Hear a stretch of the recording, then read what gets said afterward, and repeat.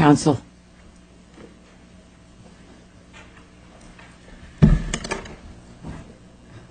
I'd like to reserve 2 minutes for rebuttal, please. You may have it. Okay. Thank you, Your Honors, and may it please the Court. My name is Jeff Piampiano, and I'm here on behalf of Joca-Roca Real Estate, LLC. There are two key points that I think are at issue in this appeal. First, we believe that the magistrate erred in inferring prejudice per se and as a matter of law based on delay alone. And second, that we believe that a remand is required to address the scope of claims subject to arbitration and stay those portions of the case which are actually subject to arbitration.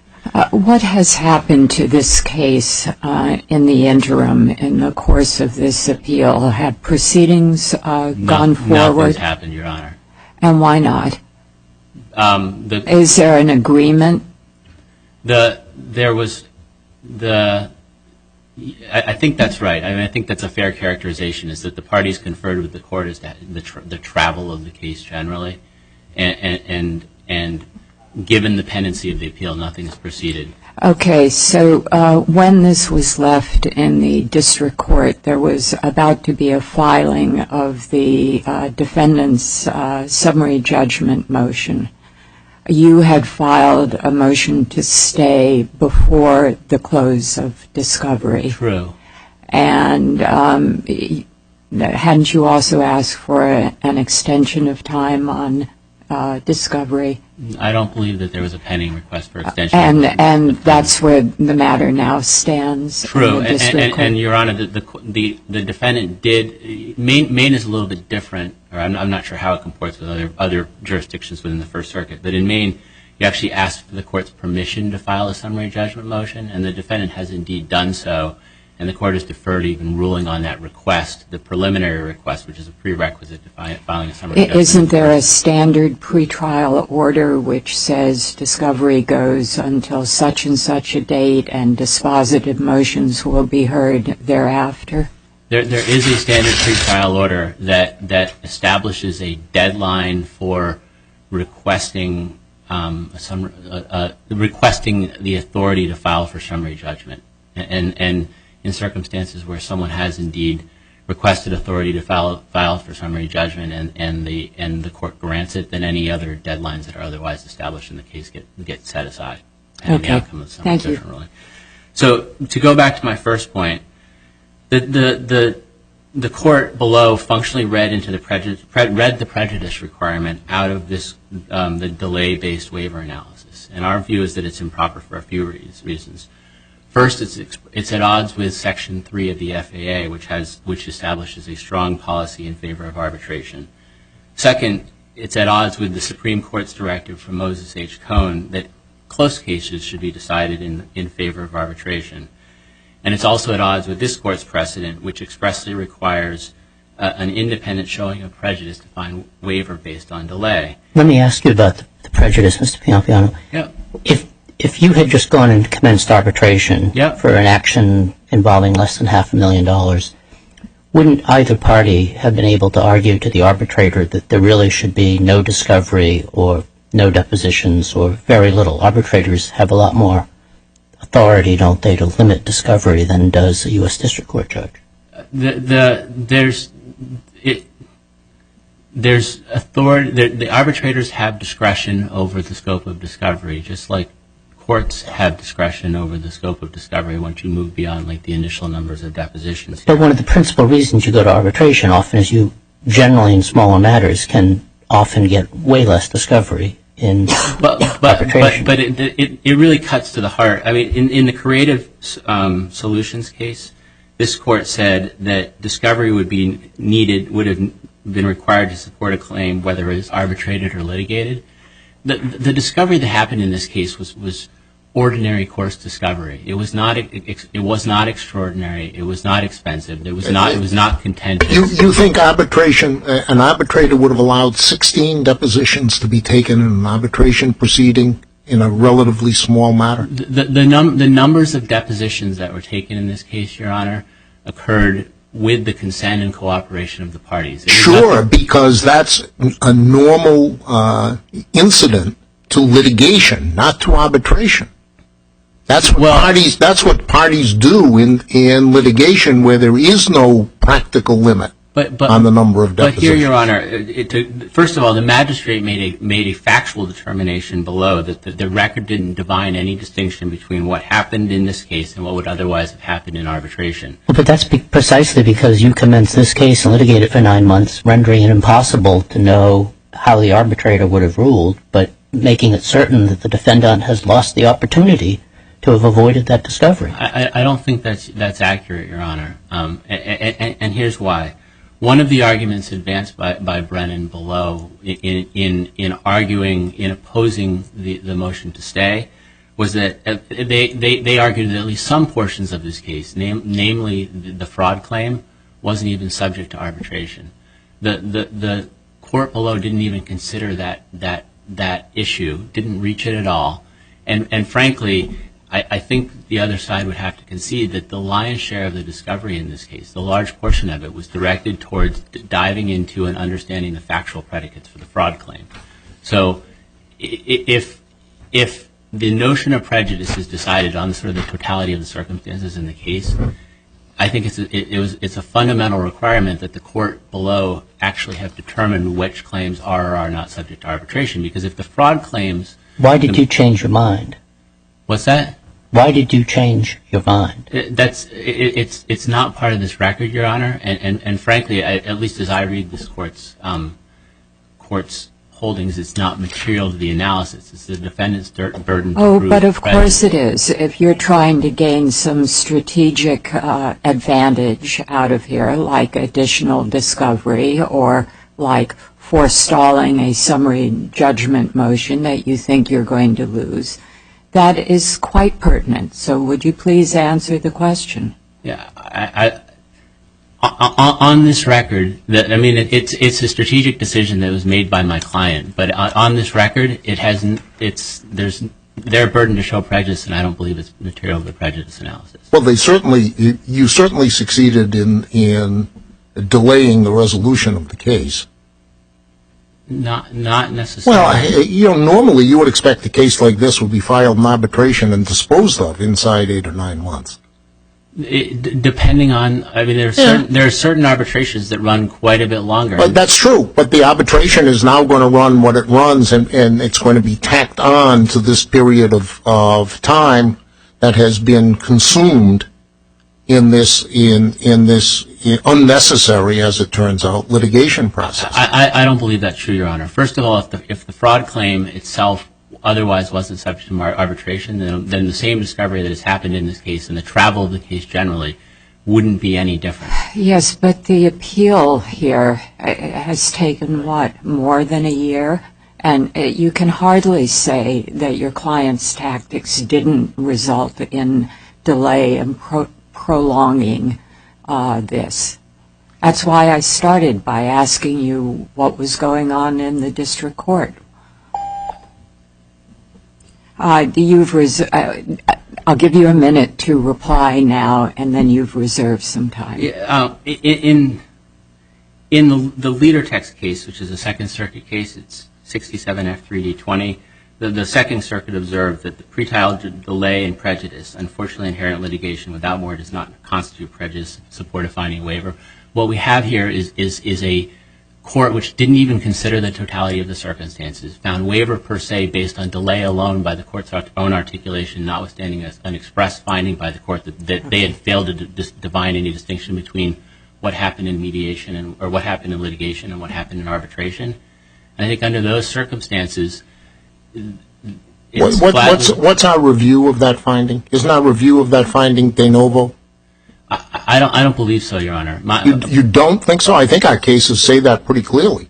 My understanding is that factual determinations are reviewed under a clearly erroneous standard.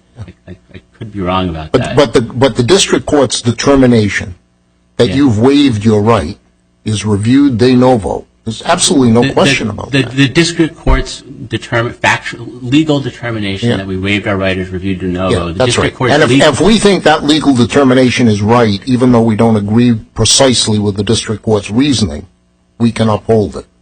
I disagree with that, and the reason that I disagree with it is because I think it's incumbent upon the district court to if your honors are inclined to find that there may have been a waiver here, I think it's incumbent upon the district court to properly consider the totality of the circumstances. One of the things that's germane to the totality of the circumstances is what otherwise would have happened in the case had the fraud claims themselves not be subject to arbitration. If you want to preserve your time, you should end now. Okay. Thank you, Your Honor. Thank you, Your Honors. Matt Williams for Robert Brennan, Jr. What I find amazing in this case is we still don't know why the petitioner, we still don't know why we've waited, why Joca-Roca waited 9 months after filing the complaint before trying to invoke the arbitration clause. I was glad to see the question was asked here today. It was too bad it wasn't answered. You know, I did a lot of legal research in preparing for this, and at the start of the case, I'm unaware of any case in the First Circuit or otherwise that deals with a plaintiff seeking to arbitrate its claims after unequivocally submitting itself to the jurisdiction of the federal district court. Joca-Roca made a tactical decision, a strategic decision at the beginning of this case to file. We certainly were aware of the arbitration clause. We raised the arbitration clause as a affirmative defense, but we made the tactical decision to no, we want this case to go into federal court, and we proceeded accordingly. What's this with the fraud? Is there some dispute about whether the fraud claim would have been arbitrable? We did raise that question in our opposition to Joca-Roca's motion to stay, but it's not an issue here on appeal. We argue that the fraud wasn't subject to the arbitration clause. I can tell you, though, you know, as a matter of strategy, how that could have possibly played out. One of our chief defenses here as a defendant is the statute of limitations. This whole thing is based on something that happened back in, I believe it was 2005. So more than 6 years passed since that period of time. When Joca-Roca filed the complaint, they alleged charges of fraud and breach of contract. The fraud and, I think, fraudulent concealment is needed to get around that statute of limitations problem. However, if we were in arbitration,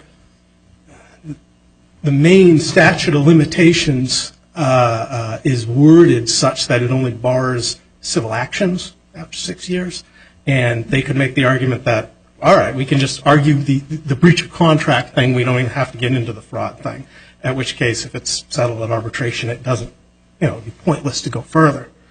So as you see, the starting point for what I'm looking at here is I look at the actions of the party seeking to invoke arbitration, and then I look at the effect of those actions upon us, the party seeking to continue this case in the federal court. So why don't you tell us what harm you've suffered? The amount of discovery that was conducted in this case, which is not in dispute, interrogatories, thousands of pages of documents, 16 depositions. I even had to travel at one point, this isn't in the briefing, but I had to travel up to central Maine to look through documents in an attic.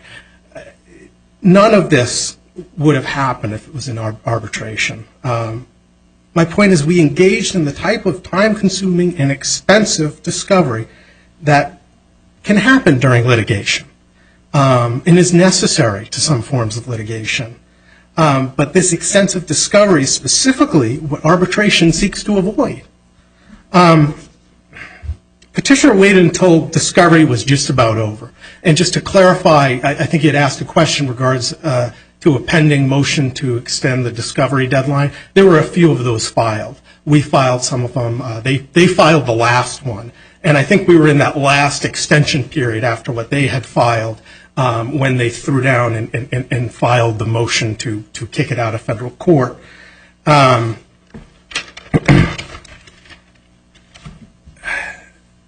So So you're at the end of discovery. You anticipate filing a summary judgment motion, and if you lose, you get a prompt trial after that.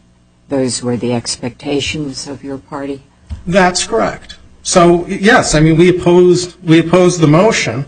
Magistrate Judge John Rich agreed with us that Joca-Roca had waived arbitration, and the district court judge, he agreed with the magistrate judge. He didn't even issue an opinion. Now, as you pointed out, the petitioner takes issue with the magistrate judge's opinion. It is a de novo review. I'll admit that. I mean, you are looking at this on a de novo basis. I do think, as a factual matter, Magistrate Rich was in a unique position to see exactly what the litigation activities were during the discovery period. He is particularly helpful in these cases in sitting down with attorneys, talking about discovery, finding out what the issues are and where you need to go from there. So I do think he was at least in a position to determine, well, you know, what exactly happened during this case, and, you know, do I think it would happen in arbitration? So I do think that the issue of waiver is really a matter of law. In the court, this court has set out a sort of totality of the circumstances test to determine whether waiver has occurred. Included in this test is whether the party resisting arbitration will suffer prejudice. Joca-Roca focuses exclusively on the prejudice issue, kind of ignoring all the other factors, or, as I would say, conceding that all the other factors are met. The problem with this approach from an analytical standpoint is that, as this court had said in the Citigroup case cited in my brief, no one factor dominates the analytical framework for determining whether a party has implicitly waived its right to arbitrate.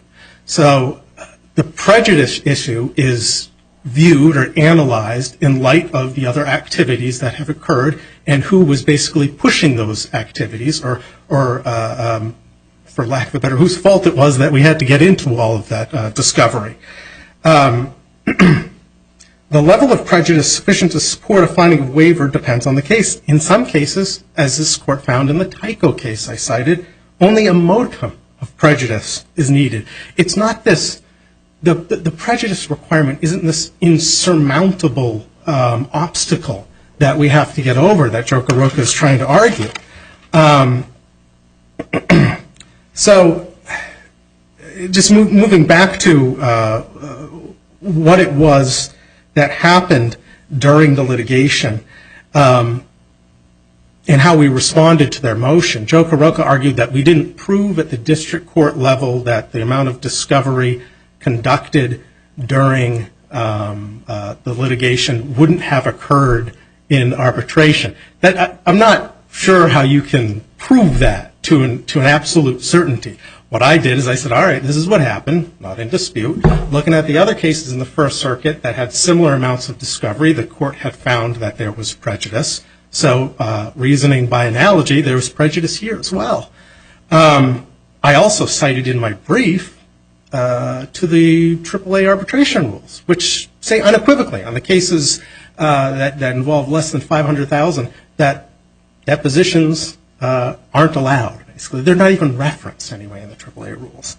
And beyond that, I guess a certain amount of common sense grounded in policy considerations is needed. As I said before, arbitration is designed to avoid the expense of discovery we engaged in here. If the litigants are allowed, as the petitioner is here trying to do, to file a case, engage in extensive discovery, and then pull the rug out at the last second and go to arbitration, the whole beneficial effect, the reason why arbitration is pushed is either lost or at least seriously diminished. Thank you. Thank you.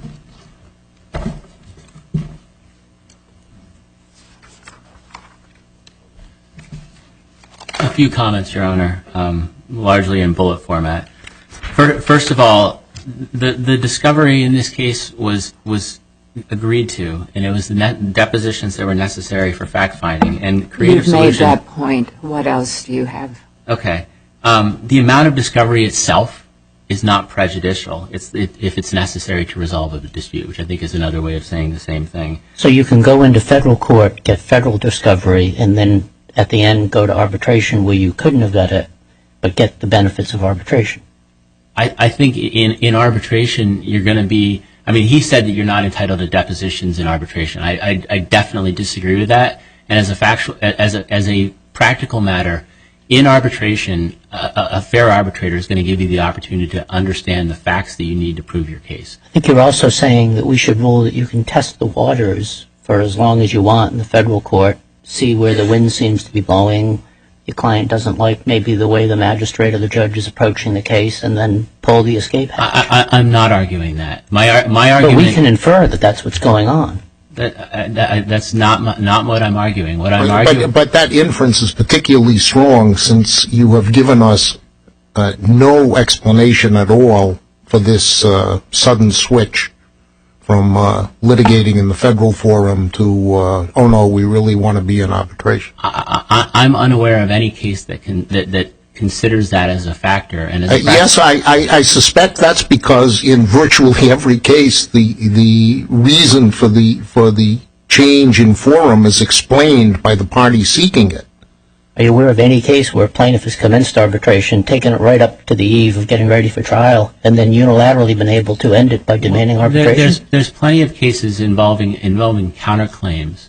And we're, sure. and the party that sat there and said, which way are we going to go? Here's our strategy. We're going to go to federal court. Okay. You may answer the question briefly. Okay. Well, Your Honor, my position is that we're not on the eve of trial. And Judge Lynch, you talked about the appeal. If pursuing one's rights through an appeal itself can't obviously be prejudiced. I know that. Okay.